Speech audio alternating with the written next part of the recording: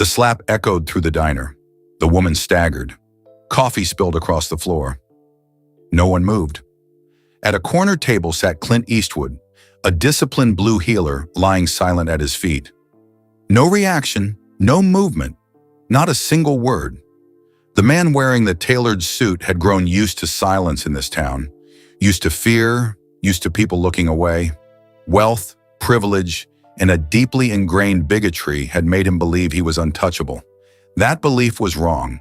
The limits he challenged belonged to a man who had spent a lifetime defining the very essence of quiet, immovable grit, a man who knew exactly when to strike. Before we begin, tell us where you're watching from. If this story moves you, please subscribe.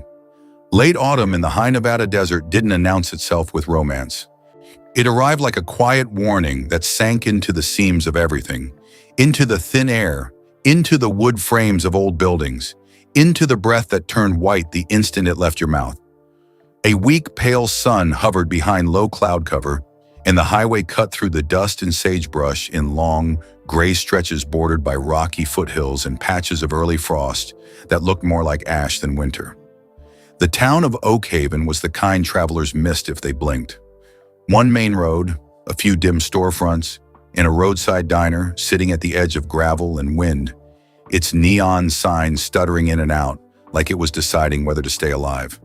Inside that diner, warmth existed only because the heater fought hard, and people spoke softly because they had learned that volume attracted the wrong kind of attention. Especially if you were the wrong color or from the wrong side of the tracks. Clint Eastwood rolled in without drama. An old, faded pickup truck crunched across the lot, tires spitting stones, engine ticking as it cooled. He sat for a beat with both hands on the wheel, shoulders relaxed, chin slightly lowered, eyes taking in the windows. The door, the lone, flashy luxury SUV parked a little too confidently near the side of the building, right in the fire lane. Clint looked exactly as the world knew him, though perhaps weathered by a few more miles of rough road. He was tall, lean, and carried a physical strength that looked completely understated until it moved. His silver hair was swept back, windblown and unruly, defying fashion because habit and comfort were always easier than reinvention. A short, silvery graying stubble framed his legendary jawline, and the deep creases around his eyes were carved like old punctuation marks in sun-baked leather. His piercing, narrowed gaze had the steady watchfulness of a man who had seen every ugly corner of the world and learned to notice what others missed. His face carried no invitation to conversation, no threat either, just presence, controlled, absolute, and quiet. He wore a faded canvas duster over a denim shirt, dark trousers, and scuffed leather boots dusted with road grit. He looked like someone who had left a place a long time ago and never bothered to pretend to be anyone else. At his left side, the dog moved as if the cold couldn't touch him. The blue heeler was 5 years old, compact and powerfully built, with a mottled gray and blue coat that made his intelligent, her dark eyes seem even sharper when he focused. The dog's chest was broad, his legs spring-loaded, his posture disciplined. There was no wasted motion, no nervous scanning, only a calm, professional readiness shaped by years of roaming alongside a master who spoke little but expected much. He wore a worn leather collar, plain and functional. The dog's identity was kept as quiet as Clint's. The heeler stayed close without crowding, matching Clint's slow, deliberate pace, head level, ears reading the world. He wasn't a pet drifting beside his owner. He was a silent partner who understood stillness as a tool of survival. Clint stepped out, the wind catching the hem of his duster, and together they crossed the gravel and pushed into the diner. The bell above the door gave a thin, tired jingle that didn't carry much cheer. Warmth hit first, shouldn't then smell. Burnt coffee, old grease, a faint sweetness from something overcooked hours ago, and the low murmur of people trying to keep their lives small. The diner was narrow with cracked vinyl booths, scuffed linoleum, and a counter that had been wiped so many times the surface looked permanently tired. Near the windows sat 4 black laborers, late 20s to early 40s, faces worn by outdoor work and long, unforgiving hours. Their jackets were heavy, their hands rough, their voices were kept low, not because they were ashamed, but because they had learned in towns like Oak Haven that being noticed by the wrong people could become a dangerous problem faster than it became a kindness. One of them, a man with a weathered face and salt and pepper stubble, kept glancing toward the door like he expected someone to come in and decide he didn't belong. Another, younger, had bruised knuckles and a careful stillness, the kind that came from trying to stay employed under a boss who could ruin your life without leaving a trace of a fingerprint. Behind the counter moved Maya Washington. She was in her early 30s, tall and beautiful, with a quiet, tired grace. Her dark, natural curls were pulled back into a tight tie that never stayed neat for long. She had rich brown skin, deep eyes that carried warmth, but also the guarded patience of someone who had learned to keep her reactions buried deep inside her chest. Maya was polite to everyone in the way. People become polite when politeness is the only armor they have left. She smiled even when she didn't feel it, apologized even when she wasn't at fault, and moved through the space with shoulders slightly rounded, as if she had spent years trying not to take up too much room in a world that constantly told her she didn't belong. There was an old, painful story in that posture. A town built on old money and old prejudices, a system that marginalized her, and a daily grind that taught her how quickly a black woman's truth could be dismissed, mocked, or punished in a small, isolated county. So now she worked hard, spoke softly, and survived by not giving powerful, hateful men a reason to turn their attention toward her. She had a young son at home to feed, and survival meant swallowing her pride with every bitter cup of diner coffee she poured.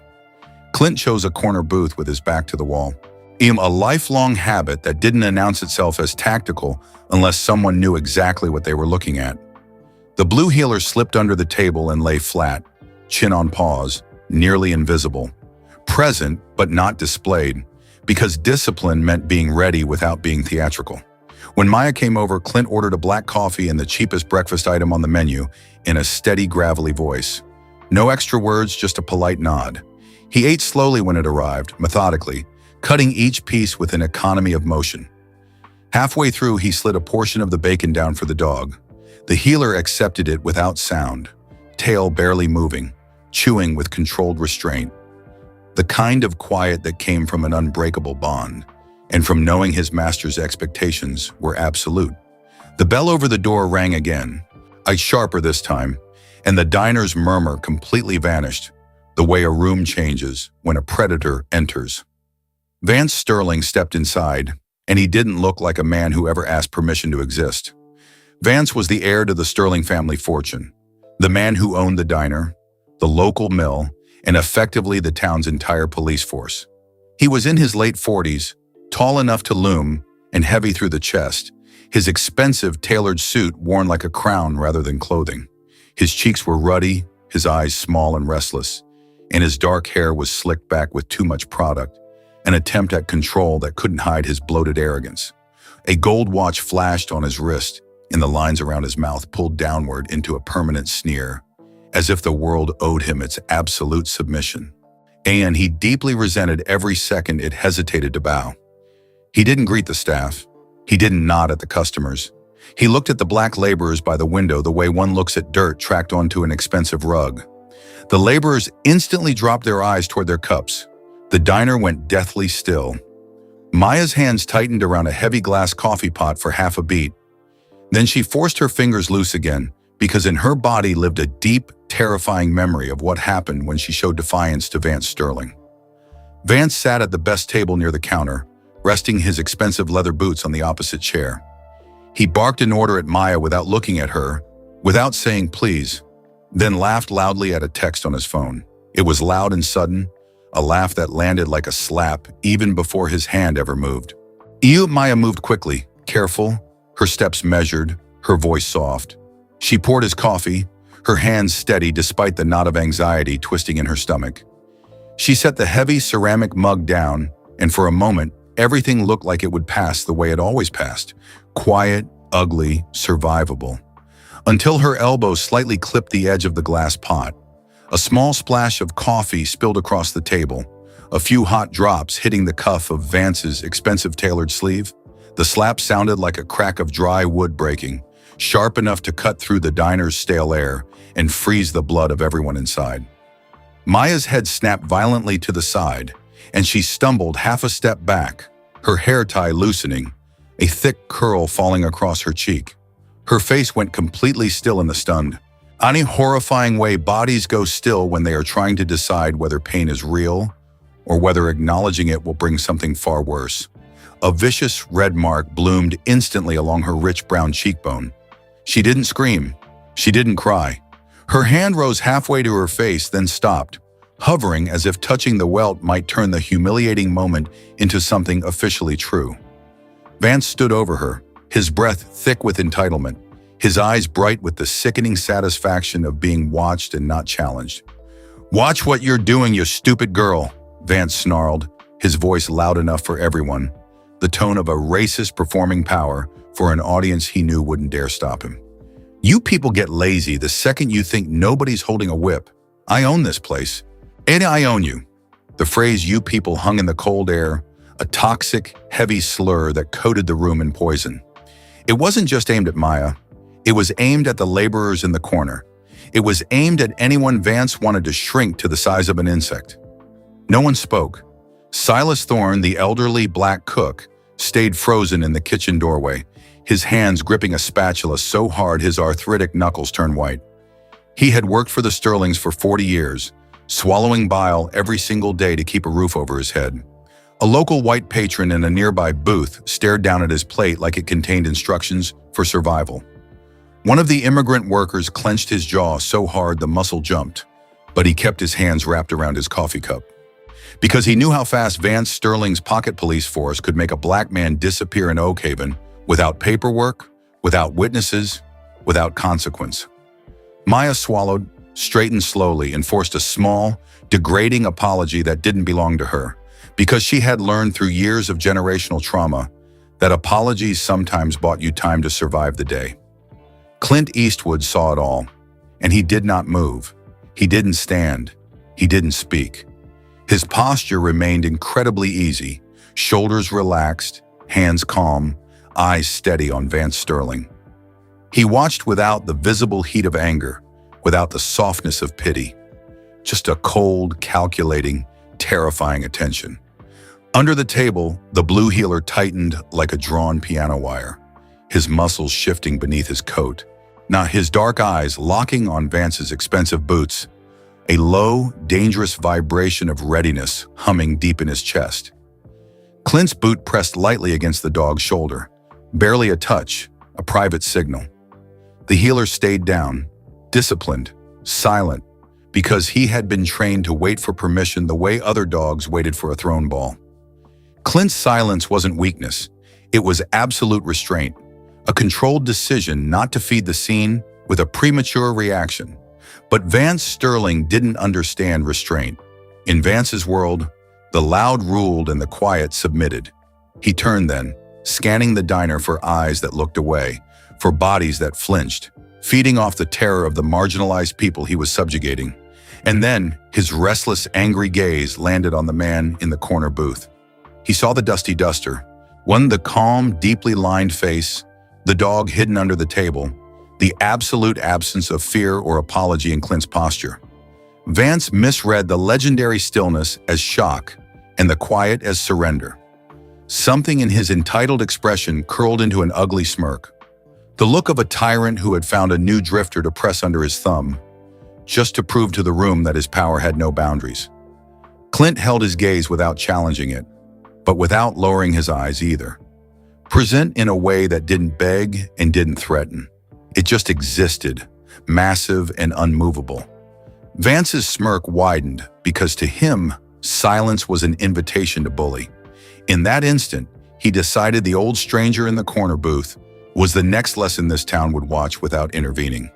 The diner did not recover its breath after the slap. It simply learned to hold it longer. Sound returned in small, terrified pieces. The heater ticking, a spoon clinking nervously against ceramic, the faint scrape of a chair leg. But conversation stayed buried, and the people inside arranged their bodies the way prey animals do when a predator decides to linger at the watering hole.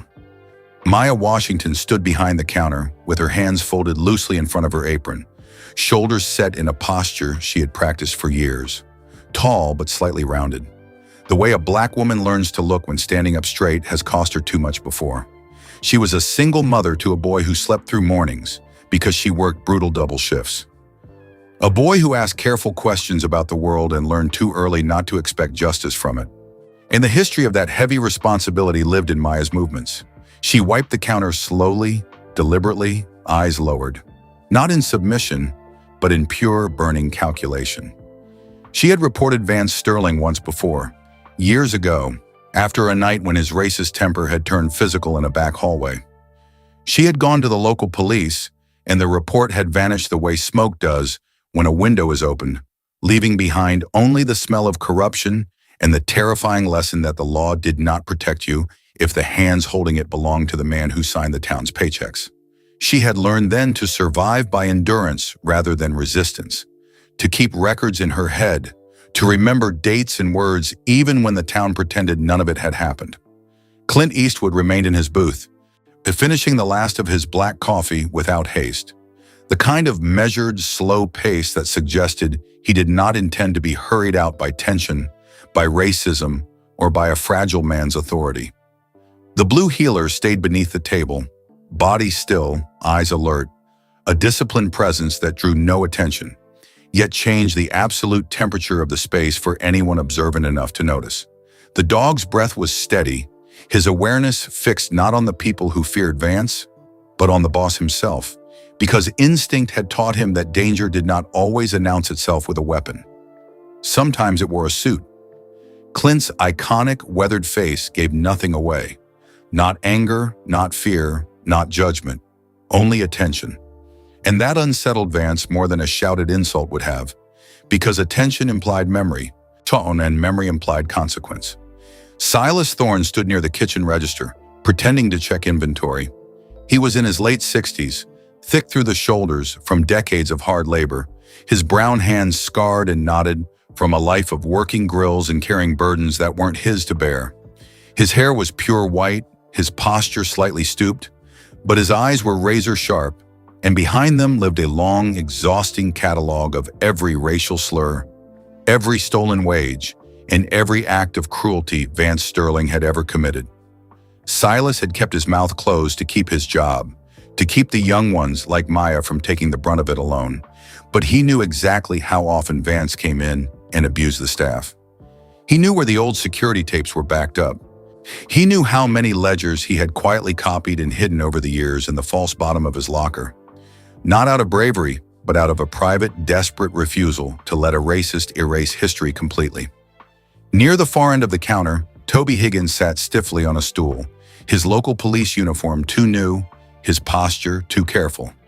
Toby was 23, recently out of the academy, a young white cop with a clean-cut look who still believed in the badge because the badge was what had brought him respect. Toby's hair was neatly trimmed, his boots polished, and his hands rested flat on his thighs, as if afraid they might betray him if they moved. He had grown up revering his father, a former chief, who taught him that authority was earned. But watching Vance Sterling had already strained that belief to the breaking point. Witnessing the vicious, racist slap had tightened his stomach into something painful and nauseating. Toby knew it was wrong. He knew it was assault. He knew it should be reported. And he also knew, with a sickening clarity, that arresting Vance Sterling would end his career, run him out of town, and probably put his own life in danger. He glanced once toward Clint, then toward Maya's bruised face, then looked down at his coffee, his jaw tight. Courage without a plan felt like suicide. Clint rose when he was finished. His movements were unhurried, the canvas of his duster sweeping back slightly as his chair slid back softly. He approached the counter with a slow, heavy calm that drew Vance Sterling's attention before Clint even reached into his pocket. He placed a $20 bill down carefully, then added a crisp $100 bill, interfolding it so it lay flat and visible. "That covers the coffee," Clint said, his voice a low, gravelly rasp that seemed to echo off the walls. "And a little extra for the trouble." Silas looked up from the kitchen window, startled. For a second, the weight of the gesture hit the old man harder than any confrontation would have. His fingers trembled slightly, not because of the money, but because someone had looked at Maya, acknowledged her worth, and refused to ignore the debt of her humiliation. Maya saw it too, The simple, profound act of recognition. And something behind her dark eyes shifted, a small, dangerous spark of hope that she forced herself to push back down. Because hope had a habit of getting people killed in Oak Haven. Clint turned away from the counter and reached into the inside pocket of his duster. He removed a small, slightly worn business card already folded and placed it smoothly beneath the edge of his coffee cup. He didn't draw attention to it. He didn't explain. On the card was an insignia of the Department of Justice, Civil Rights Division, and a direct line written in pen. A relic of a past life, a contact from a powerful friend who owed Clint a favor. A man whose understanding of federal law was matched only by his ruthlessness in applying it. Clint did not look at Maya when he left it there, because he understood that asking a terrified woman to meet your eyes could feel like asking her to risk her life before she was ready. He walked slowly toward the door, the blue heeler rising smoothly and falling in perfectly at his side. And that was when Vance Sterling moved. The wealthy boss positioned himself directly in the doorway with an easy, one arrogant confidence. One expensive boot angled outward, body turned just enough to block the exit completely. He rested one hand on the doorframe, a casual, practiced motion meant to remind everyone in the room who decided when a person was allowed to leave. The diner seemed to shrink around him, the walls pressing inward, the exit suddenly a heavily guarded border. "Leaving so soon, old man?" Vance said, his voice carrying the lazy, mocking drawl of a man who enjoyed the sound of his own authority. His eyes flicked briefly to the dog, then up to Clint's weathered, iconic face, measuring the distance. The healer stopped the exact millisecond Clint stopped. The dog's muscles tensed, fully contained, his gaze fixed dead center on Vance's midsection, reading balance and intent. Clint did not raise his hands. He did not touch his dog. So he simply stood there, chewing slightly on nothing, his shoulders relaxed, his posture easy, as if he were staring at a minor annoyance rather than a threat. "Yeah," Clint rasped, the single syllable dry as desert sand. Nothing more. Vance stepped closer, crowding the space deliberately. "Funny," Vance sneered, his eyes narrowing. "You don't look like most of the drifters who crawl through my town. You look like you think you're somebody." The words were bait, and the room knew it. The black laborers went perfectly rigid, the reflexive caution of men who had seen racist violence spill over onto anyone in the vicinity. Toby Higgins shifted on his diner stool, his hand drifting nervously toward his radio, fear and principle colliding violently behind his young eyes. Clint did not answer the comment. He understood that engaging with a bully's ego was a waste of breath. Silence, used correctly by a man who knew how to wield it, was a weapon that drove arrogant men insane. Vance's gaze dropped to the blue heeler, his upper lip curling in disgust. "Ugly mutt. Yours." "He is," Clint replied, his eyes narrowing into that famous, chilling squint. For a moment, Vance said nothing. In that moment, the diner held its breath again, each person calculating what the next movement would cost. Maya's eyes flicked to the card under the cup, her mind racing through what it might mean and whether picking it up would sign her death warrant. Silas felt his chest tighten, wondering if this was the day the dam finally broke. Toby felt his pulse hammering in his ears, hating himself for his paralysis. "I don't like surprises," Vance said at last, his voice dropping into a vicious, irritated register.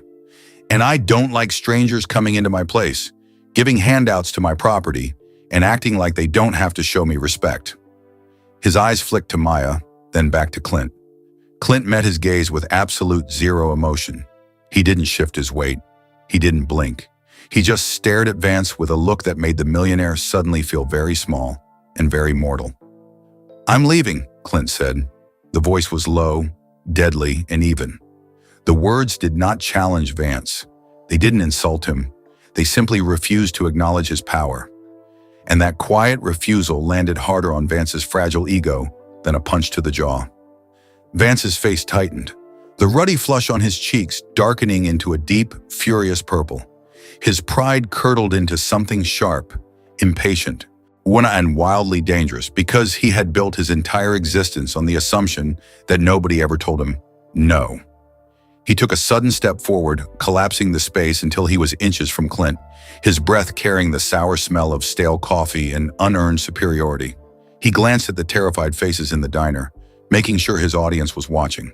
Then, without warning, Vance raised his hand and swung at Clint's face. A vicious, open-handed strike meant to humiliate the old man exactly the way he had humiliated Maya. But Clint Eastwood was not a terrified waitress, and his reflexes were not dulled by age. Clint didn't block the strike. He simply shifted, a ghost of a movement, pivoting slightly on his worn boot. The violent blow cut through empty air. Vance's momentum, fueled by rage and poor balance, carried him forward. As Vance stumbled past, Clint casually brought his boot up, tapping the back of Vance's knee with absolute precision. It was effortless. Vance let out a startled yelp as his leg buckled. He crashed hard into a nearby table, plates clattering and shattering across the linoleum, ketchup and coffee splashing across his expensive, tailored suit as he hit the floor in a tangled, humiliating heap. For a fraction of a second, no one breathed. The sound of broken ceramic hung in the air like a gunshot. Beneath the booth, the blue heeler surged forward, a terrifying, guttural snarl ripping from his throat, his teeth bared as he prepared to defend his master. "Hold!" Clint commanded, his voice barely above a whisper, but laced with absolute iron. The heeler stopped instantly, locking his body in place, muscles quivering, at a coiled spring of violence held back only by the word of the man he loved. Vance pushed himself up from the floor, his face a mask of pure, unadulterated rage. The humiliation was absolute. His suit was ruined, his dignity shattered in front of the black employees he tormented and the town he claimed to own. He looked up, wild and desperate, realizing he had lost control of the script. "Arrest him!" Vance screamed, spit flying from his lips as he pointed a trembling finger at Clint. He turned to Toby Higgins, the young cop frozen at the counter. "I said arrest him, Higgins! Assault! He assaulted me! Put him in cuffs right now or I'll take your badge and your pension!" Toby swallowed hard, his face pale. He stood up slowly, his hands shaking as he unclipped his handcuffs. He knew it was a lie. He had seen Vance throw the punch. But the conditioning of the town was too strong, and Toby was too afraid. He walked toward Clint, his eyes pleading silently for the older man not to make it harder. "Sir," Toby stammered, his voice cracking, "I need you to put your hands behind your back." Clint looked at the trembling kid. He saw the conflict, the cowardice, and the shame. Clint didn't argue. He didn't raise his voice to explain physics or self-defense to a corrupted room. He slowly, deliberately turned around and placed his wrist behind his back. "Do what you gotta do, kid," Clint rasped quietly. Toby snapped the cuffs shut. The metallic clicks echoed loudly in the diner. Maya flinched at the sound, tears welling in her eyes because she recognized the ritual. The rich white man lied, the system obeyed, and the innocent were taken away. "Take that mutant dog out back and shoot it," Vance yelled, wiping coffee off his lapel, his chest heaving. Clint's head turned slightly, his eyes locking onto Vance with a gaze so terrifyingly cold that Vance actually took a step backward. "You touched the dog," Clint said, his voice dropping an octave, "and a lawsuit will be the absolute least of your problems." Toby quickly stepped in. "I'll tie him up outside, Mr. Sterling. Animal control can get him later. Let's just go." Clint gave the healer a final command. "Stay. Wait." The dog sat rigid, his eyes burning into Vance, but he did not move as Clint was led out the door. Clint was placed in the back seat of the cruiser, the door slamming shut with a finality that echoed down the empty Nevada highway. As the cruiser pulled away, and the diner was left behind in a silence that felt heavier, darker, the kind of silence that pressed down on a town until it either cracked completely or suffocated everyone inside. Maya sank onto a stool behind the counter, her cheek throbbing, her mind racing. Silas bent slowly to pick up the broken plates, his old hands shaking as he gathered the pieces. He understood that once the illusion of Vance's invincibility had been broken, pretending ignorance was no longer an option. The holding cell at the Oak Haven station had no window, only a strip of humming fluorescent light that flattened time into something measured by the metallic scrape of boots in the hall. Clint sat on the narrow metal bench with his back perfectly straight, his hands resting loosely on his thighs. His breathing was slow and even. A night in a dusty jail cell was nothing new to a man who had lived the life he had. He didn't pace. He didn't demand a phone call. He simply waited, knowing that the seeds he had planted in the diner were already beginning to take root. Somewhere beyond the concrete walls, the town adjusted to his absence quietly. But the truth, unnoticed at first, had finally begun to shift its immense weight. Toby Higgins did not go home that night.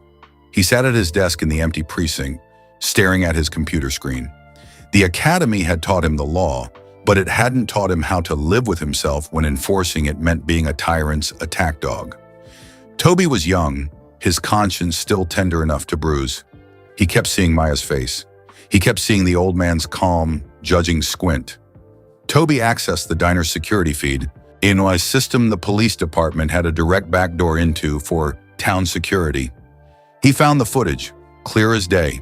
Vance spilling the coffee, Vance slapping the black waitress, Vance taking a swing at the old man and tripping over his own feet. Toby's jaw tightened.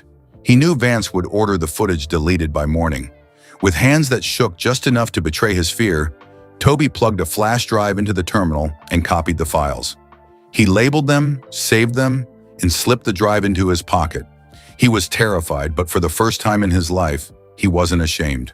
Across town, Silas Thorne unlocked the diner early, before the sun even crested the mountains. He worked alone in the quiet, the smell of bleach sharp in the air as he wiped down counters that had absorbed too much hatred. He moved to the back office, already unlocked his rusted locker, and pried up the false bottom. Inside were stacked notebooks, printed emails, and flash drives. Decades of Vance Sterling's racial discrimination, wage theft, intimidation, and abuse. Silas placed them in a heavy canvas bag. His hands were steady. The old cook had survived by keeping his head down, but seeing that stranger stand up, seeing the absolute lack of fear in the old man's eyes, had reminded Silas of a pride he thought he had buried. Maya arrived while it was still dark, her bruised cheek poorly hidden by makeup, her posture brittle. She expected Silas to tell her to forget it, to survive. Instead, the old man handed her the heavy canvas bag and the small business card Clint had left under the coffee cup. "It's time, Maya," Silas said, his voice thick with emotion. "I got the proof, all of it. Every stolen dime, every slur he ever put in writing. You make the call. You tear his kingdom down." Maya stared at the card. The Department of Justice, Civil Rights Division. She traced the numbers with her thumb. The fear in her chest was still there, massive and suffocating, but right next to it, a small, blazing fire of defiance had finally caught oxygen. She pulled out her phone. Outside the station, the blue heeler waited where Toby had tied him. He stood tall and alert in the freezing cold, his coat dusted with frost, his eyes locked on the heavy metal door. He did not whine. He did not sleep. A local woman, Cora Bledsoe, stopped on her way to the bakery. She was a lifelong resident who knew every ugly secret of Oak Haven. She looked at the stoic, loyal dog, then looked at the station. She didn't touch him. But she placed a warm sausage biscuit from her grocery bag gently on the pavement near his paws. "Good boy," she whispered, a subtle rebellion in her voice before walking away. At the end of the 48 hours, the heavy steel door of the cell block clanged open. Toby Higgins stood there looking exhausted, holding Clint's belongings. "You're free to go, sir," Toby said quietly. "No charges." Clint rose smoothly, his joints popping slightly in the cold, his face composed. He collected his duster, his wallet, and his keys. He didn't ask questions. He simply walked past Toby and pushed open the front doors of the station.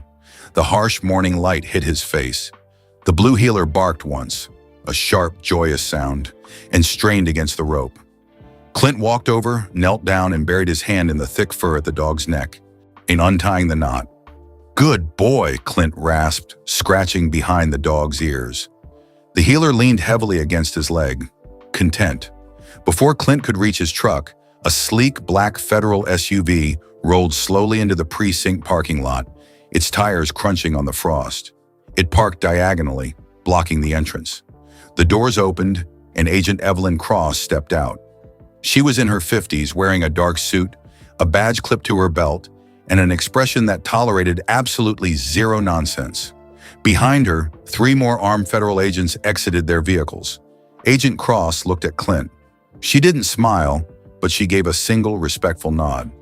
Clint touched the brim of his imaginary hat, a ghost of a smirk on his lips, and opened the door to his dusty pickup. Inside the station, Vance Sterling was shouting at a dispatcher about a missing file when the double doors swung open. Agent Cross walked in, flanked by her team, holding a thick folder filled with Silas's ledgers, Toby's flash drive, and Maya's sworn, federally protected statement. Vance's face went pale. He tried to laugh it off, deploying his usual arrogant bluster. He demanded to know who they were, threatened to call the governor, and yelled about his family's money. Agent Cross didn't blink. She read him his rights in a flat, bored voice while two agents forced his arms behind his back, snapping federal handcuffs onto his wrists. The charge was a massive RICO violation, systemic civil rights abuses, and felony assault. Vance looked desperately at Toby for help. Toby stood quietly by the desk, his hands steady, and simply turned his back. And there were no cheers when Vance Sterling was paraded out of the station in cuffs. His tailored suit rumpled, his face red with a humiliation he could no longer buy his way out of. Oakhaven didn't cheer. It just exhaled. A collective, decades-long breath, leaving the lungs of a town that had finally been set free. Clint Eastwood sat in the cab of his idling truck, watching the federal vehicles load Vance into the back. The blue heeler sat in the passenger seat, ears perked. Clint put the truck in gear and slowly rolled down Main Street, the tires humming against the asphalt. He paused at the stop sign directly across from the diner. Maya Washington was standing on the porch. The bruise on her cheek was dark, but her posture was entirely different. She stood incredibly tall, her shoulders pulled back, the bright Nevada sun catching the rich tones of her skin and the free, untamed curls of her hair.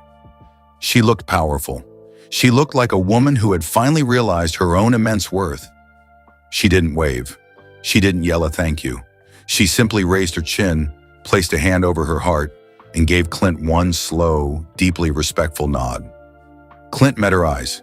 He gave a small, almost imperceptible nod back. The squint softened, just for a fraction of a second. He pressed the gas. The old truck rumbled forward, leaving the diner, the town, and the noise behind. He drove toward the mountains, a solitary figure fading into the vast, open landscape, carrying with him a justice that did its work without ever demanding to be seen.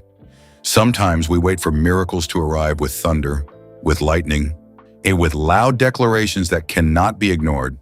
But this story reminds us that true change often works in much quieter ways, not through sudden, explosive power, but through absolute restraint.